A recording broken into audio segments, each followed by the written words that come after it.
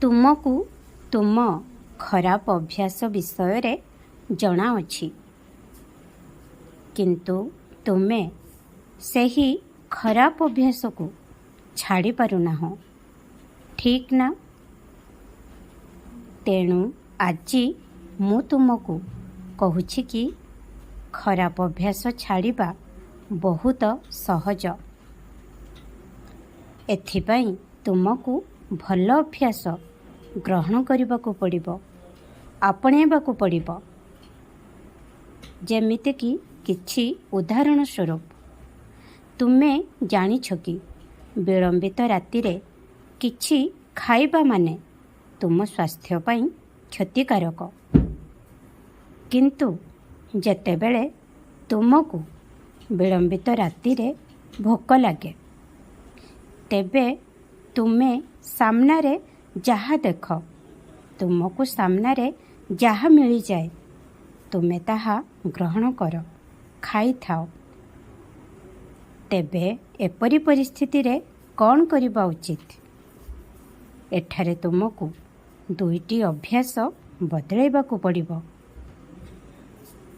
ପ୍ରଥମ କଥା, ବେଶୀ ରାତି ପର୍ଯ୍ୟନ୍ତ ଚାହଁ ନାହିଁ। ଠିକ୍ ସମୟରେ ରାତ୍ରି ଭୋଜନ କର, ଠିକ୍ ସମୟରେ ଶୋଇଯାଅ।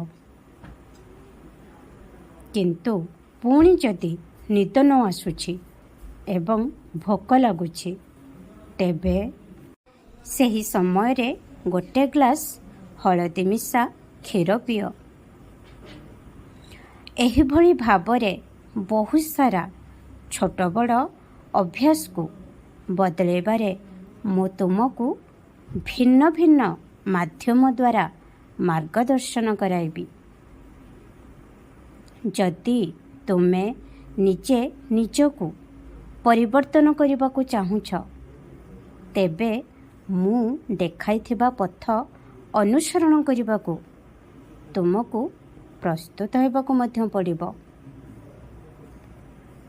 ମୁଁ ଜାଣେ ତୁମେ ଏବେ ବହୁତ ବିବ୍ରତ ଅଛ। ଗତକାଲି ମଧ୍ୟ କାନ୍ଦୁଥିଲ। କିନ୍ତୁ ମୋ ସନ୍ତାନ, ତୁମେ ଚିନ୍ତା କର ନାହିଁ, ମୁଁ ଅଛି ଏବଂ ଏବେ ଯେଉଁ ପରିସ୍ଥିତି ଅଛି ତାହାକୁ ମୁଁ ନିୟନ୍ତ୍ରଣ କରୁଛି। ଆଜି ମୋର ଗୋଟିଏ ଲୀଳା ହେବ।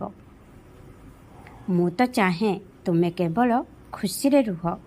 ଖୁବ୍ ଆଶୀର୍ବାଦ କରୁଛି। ଓମ୍ ସାଇ ରାମ, ଜୟ ସାଇ ରାମ।